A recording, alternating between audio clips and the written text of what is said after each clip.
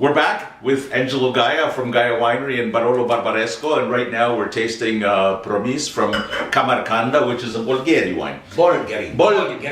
Bulgari, I got it. Okay, now I wanted to ask you, modern drinkers like instant gratification. You call the wines opulent. We call them fruit forward. Your wines are a little more elegant, which means they're tougher. And take a little bit of time to develop, but then when they do develop, they develop more complexity and more style. There are two categories of wines, opulent wines and elegant wines. Opulent wines that are... Is that a kind way of calling them fruit forward? Is that kind? I would say that opulent wines is a category of wines that are in the market and are largely appreciated by consumers. Because the opulent wines, they show immediately their beauty. And when you have the wine in the glass, you have the perception immediately that the wine is fat and round and so on, and that gives you. And the wine normally is offering completely. It's like in advertising. More and more you see the body of the women and the men that is less dressed, and the body has to be perfect. And for the opulent wines, sometime there is the winemaker in their winery, they believe that it's possible to make a perfect opulent wine. Be careful, perfection doesn't exist in nature. Only in magazines. Yes, the elegant wines, elegance doesn't need the perfection. The elegant wines can have sometime a little bit imperfection, but this little imperfection is precious, very important, because through this imperfection that represented the signature of the wine, you can understand that the wine are coming from somewhere. They have a specific place, a place where they born, and not coming from nowhere. Sometimes when you taste the opulent wine, you don't know where do they come. They come, okay, they're good, it's like fine. And even the elegant wines that don't need the perfection is something that even you have to have in your mind. You have to be able to look ahead. The elegant wine doesn't offer you completely. It pays you a dream. What is more back is like a man or woman that are dressed in a way that you are not shocked, but you think what do they have in their head? What is this? It would be fantastic to have the chance of talking to. You don't see all completely. And even the elegant wines are revealing and discovering their quality step by step in the glass. So you leave the wine in the glass, and after 15 minutes you have other impression that you had completely new wine. New wine in half an hour, an hour later. More. Fantastic. This is the concept of elegance. And elegance is matching perfectly food.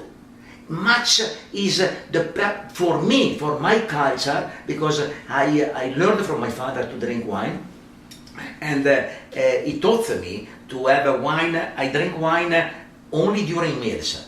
One glass and a half, lunch and dinner, every day. Always. But I don't drink in between meals. I'm not used. So you force me now, but I can do it. It's not a sacrifice. Thank you very much. Sorry. Cheers. Cheers. I'm going to have a sip too. But it's not. I not the habit of drinking even beer and nothing against or spirits and so on. My dedication is wine and matching wine and food. I cannot drink water at the table. I drink water on other occasions, not with food. The best match is with wine. It's fantastic. And in the past, wine was considered a food beverage. Now it's more a luxury beverage. And the luxury starts already at $10 per bottle. Is 10 or 15 is already luxury. It depends by money, going up to the. And the luxury wines are able to reveal the dream. So it's important to tell the project and the story that are back the wine. So quite important. And the artisans are able to do that. So there's so much more global wine, international Yes. wine, that style of opulent. Yes. Is the opulent, demand okay. is the demand for elegant wines diminishing? Not at all. No. No, no, my God. Is it? No. I believe that it's true. I would say that probably the occasion, the elegant wines works better with consumers that know a little bit. But So they this- require cellaring. These are wines for the cellar. Not For- only. not immediately, No, but they will improve with Yes, age. yes. Whereas they opulent wines don't improve. They stay there. They stay. Opulent wines you know? stay there, but Yes, these wines yes, improve. Improve, but even when you are young and you start to and you learn to drink young, is perfect. It's a question to choose the kind of food. I believe that Italy has this, my country has this fantastic opportunity, because in Italy are planted and cultivated more than 350 different grape varieties. Not only Chardonnay, Cabernet Sauvignon, Merlot. 350. Yeah, So well- large number of grape varieties, Vermentino, Sangiovese, Nebbiolo, Dolcetto, Barbera, Nebbiolo-based, my Great, God, that's 350. unbelievable number. Making so many different wines that the wines can match all the different kind of food that you have in the world, not only Italian food. They go very well. It's question to choose and according to your taste, but they offer this fantastic opportunity of they are food wines matching perfectly with food. I want to ask you about food, because you come from Piemonte. Yes. And Torino Yes. has some of the best food in the world. Absolutely the best food in the world. So when you're traveling, Piedmont is a special. Not for me. It's not. but I want to ask you, when you're traveling, if I can find it. can you ever find food as good at home as at home? No, I am curious and I am open. I know I am not looking for the same taste of Piedmontese food when I am abroad, and I like to discover other taste. For example, when I am in Asia or in Japan, I like very much the Asian food or the Japanese. When I am in California, or in United States, the California style, or the New Orleans, the different Creole cuisine and so on. Sure. They're very, very open, and or French cuisine or Spanish cuisine and so on. So I try to be moderate, not eating too much. It's true even that during this kind of trips that I do, I try even to eat a little bit more fish than meat and so on. But perfect. I have no nostalgia. I don't become crazy when I am in a foreign country, because I can eat and choose even to eat well. Sure. No Now, problem. you told me that you're 72. Yes. Same as Mick Jagger. Do you get Less important, much less important. Yes. what do you enjoy Less most? success with women. Less. Oh, much I less don't know. I success don't know. with I'm not women. going there. I'm not asking about women. What do you enjoy most about traveling when you go on these promotional tours? No, is to discover and to smell the air and to look at the people, and to try to understand their culture. And I believe that I always learn. And I tell my daughters and my colleagues, wine colleagues in Piedmont, wine producers, travel, be open. Try to understand the world, try to understand the taste of other people, be respectful for different tastes, be respectful for different culture, and you will reach yourself, you will become a more Your richer. own culture will grow. Yes. Totally. And I wanted to ask you that you have said before that wine reflects the personality Yes, I of believe the that. winemaker. Tell me where does your personality come out in your wines? Okay. What does it reveal about you? Let me say, yes, I believe that in my wines, like in all the wines that we produce in our wineries, being artisan, I believe that there are three factors that we reveal. First of all, the character of wine.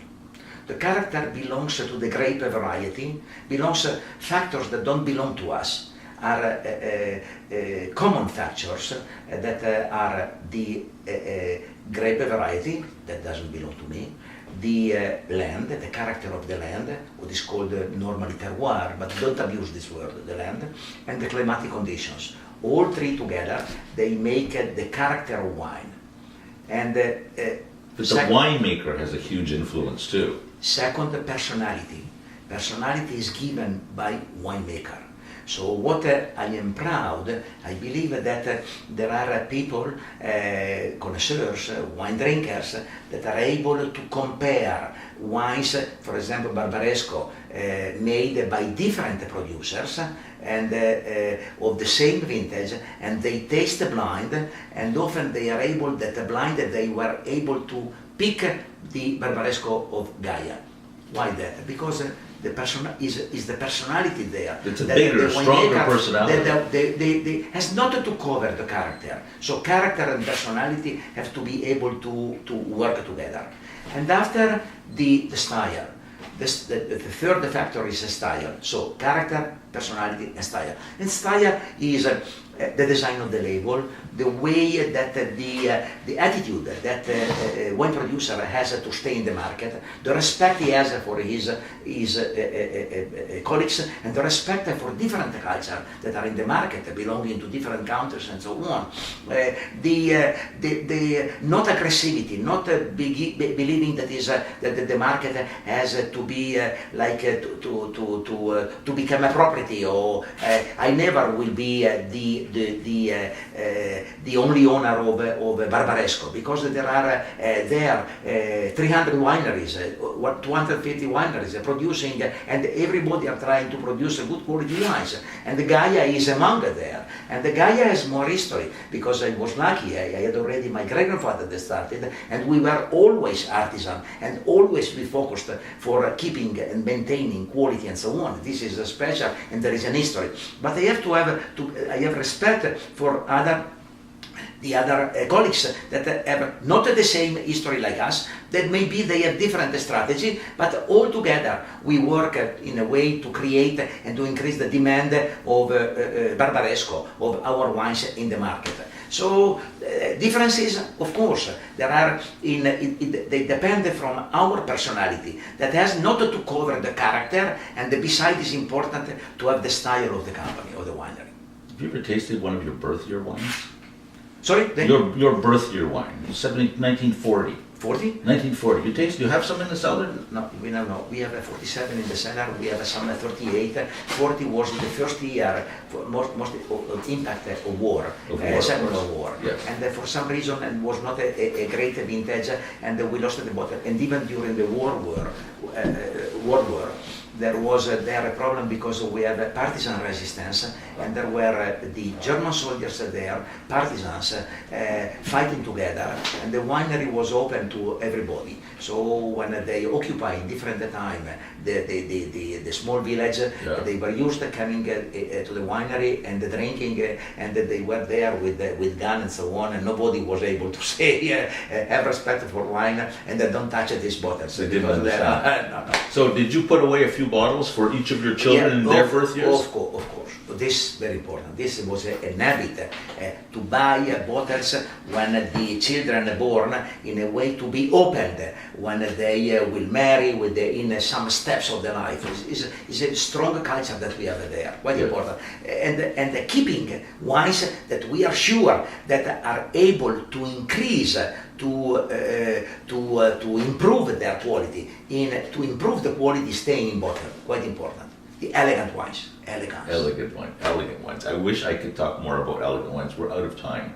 But thank you so much for coming. Thank you. It's been wonderful to have you. Say hello, lucky to have a guy like him. Thank you very much. Thanks a lot. Thank you. Just stay there for a second. Okay.